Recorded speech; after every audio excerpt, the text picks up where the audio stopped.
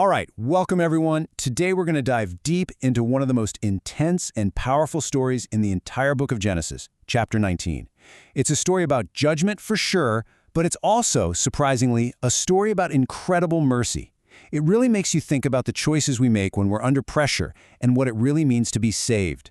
So here's our game plan for today. We'll start with a very unsettling welcome in the city of Sodom. Then things get crazy with some chaos right at Lot's front door. We'll hear a final, urgent warning, and then join the family for a great escape. After that, we'll witness the fire from the sky, and we'll wrap up by looking at the complicated and troubled legacy left behind. Okay, let's paint the picture. Our story kicks off at twilight. Imagine the sun is just this brilliant ball of fire sinking below the horizon, painting the sky orange and purple. It's casting these long, dark shadows across the city of Sodom. And sitting right there at the city gate, which was kind of like the town square and courthouse all in one, is Lot, Abraham's nephew. I want you to really feel this scene. The air is warm, maybe a little dusty. You can hear the sounds of a city winding down for the night. But there's something else, a feeling in the air that something's just not right. And as two strangers walk up to the gate, Lot looks up and he knows, instantly, these are not just any travelers. There's an aura about them, something holy. And watch what Lot does. He doesn't just wave. He leaps to his feet, bows down with his face touching the ground, and insists that they come and stay at his house. Now, you gotta understand, hospitality back then wasn't just about being polite. It was a sacred life-or-death duty.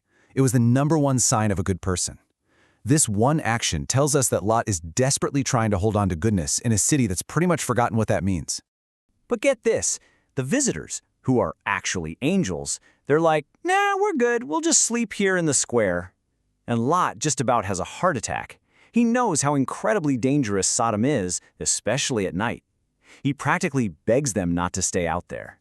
That urgency, that fear in his voice tells you everything you need to know about the evil that's hiding in the shadows of this city. So Lot manages to get his guests inside. He gives them food, he washes their feet, the whole 9 yards. And for just a minute, you can feel a sense of peace, of safety behind those walls. But that peace is about to be shattered because the chaos is just getting started right outside his front door. Imagine the sound. At first, it's just a few voices shouting in the distance. Then it gets louder, growing into a rumbling sound, the sound of an angry crowd. And pretty soon, there are fists pounding on the door, shaking the whole house. The Bible is super specific here. It says every man from the city, from the youngest to the oldest, was there. This wasn't just a few bad guys. The entire city's heart had gone rotten. And then they start screaming this terrifying demand. Now, when they shout that they want to know them, they're not asking for a friendly chat. This is a chilling threat. It's a violent, cruel demand meant to hurt and humiliate Lot's guests. It shows you that all kindness, all respect, all decency was just gone from this city. And this is where the story gets really, really hard. Lot, in a state of pure panic and terror, goes outside and makes a truly horrible offer. He offers the mob his own 2 daughters instead.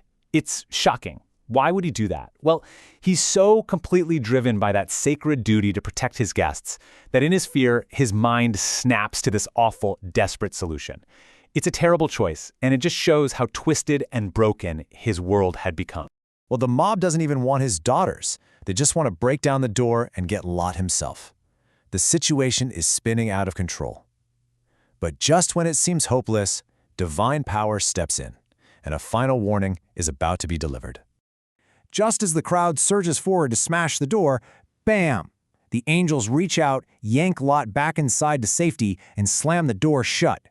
Then there's a flash of light so bright it's blinding. Outside, the angry shouts turn into cries of confusion.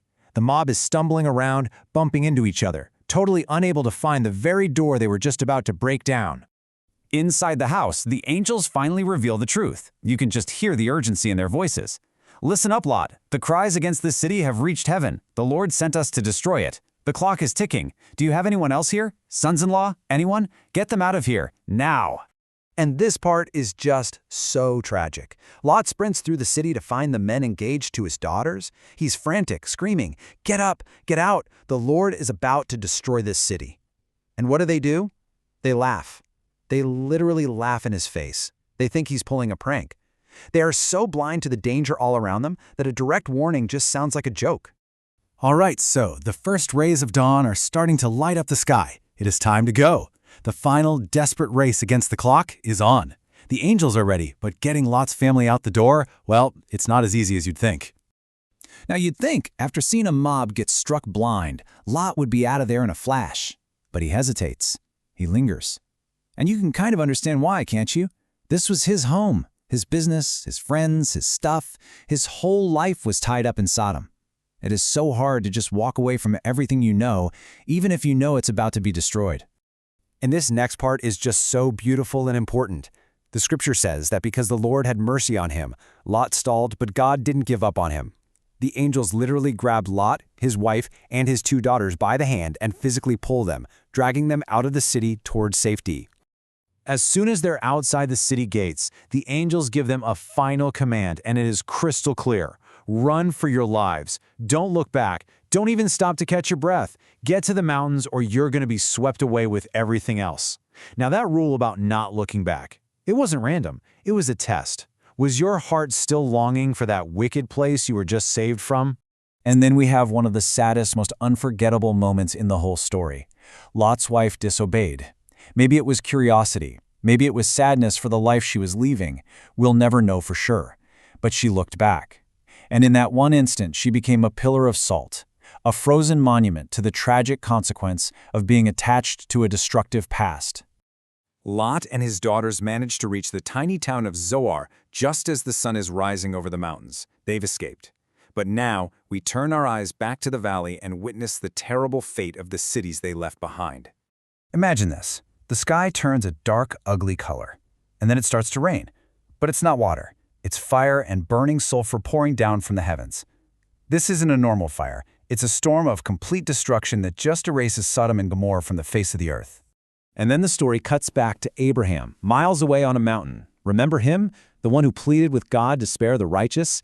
He looks out toward the valley, and he doesn't see cities. All he sees is thick, black smoke billowing up into the morning sky, like smoke from a giant furnace. The judgment is complete. The fire has burned out, the destruction is over. But the story isn't done. For Lot and his daughters, the trauma of what they survived carries on, and it leads to a very difficult and sad aftermath. So picture Lot and his 2 daughters now. They fled to the mountains and are living in a cave. They are completely alone. They've lost their home, their friends, their community, and their mother. And in that kind of isolation and desperation, it is so easy to lose all hope. In that cave, their minds broken by trauma, the daughters come to a heartbreaking conclusion. They think the whole world has been destroyed. They say, "Our father is old, and there are no other men on earth to carry on our family." So out of this fear and grief, they come up with a desperate, tragic plan. It's a flawed choice that leads to the birth of 2 sons, who would become the fathers of the Moabite and Ammonite peoples, 2 nations that would have a very long and complicated relationship with Israel for centuries to come. Wow, okay, that was an intense journey. So what can a story like this teach us today? Well, it's not just an ancient tale. It's like a mirror that shows us things about ourselves, about our inner dimensions or character traits. So let's talk about one really big one from this chapter. There's this incredible Hebrew word, zerazut. It means decisive action. It's that quality of seeing the right thing to do and then doing it with energy and purpose, without hesitating. The angels in our story, they had tons of zerazut. But Lot, he hesitated, and it almost cost him everything. His sons-in-law hesitated, and they paid the ultimate price. His wife hesitated and looked back. See the pattern? Hesitation can be dangerous. So here is this week's challenge for all of us. Let's practice zerizit. Is there a chore you've been putting off? Go do it right now. Don't wait. Is there someone you know you need to apologize to? Make the call. Send the text. Don't let it sit there. Did you have an idea for a good deed you could do? Act on it immediately. And this is a great one for the family to talk about. When was a time that acting quickly was absolutely the right choice? And that's really the big question this chapter leaves us with. Lot's wife looked back and got stuck in the past. The angels moved forward and saved a family. In our own lives, when we're faced with a big decision, will we hesitate and get stuck looking backward, or will we move forward with purpose? Thank you for joining us for this complete journey through the Pardes. We hope these ancient truths help you and your family improve your own dimensions this week. If you enjoyed this full chapter deep dive, please like, subscribe, and share which part of the journey touched your soul in the comments. We'll see you in the next chapter.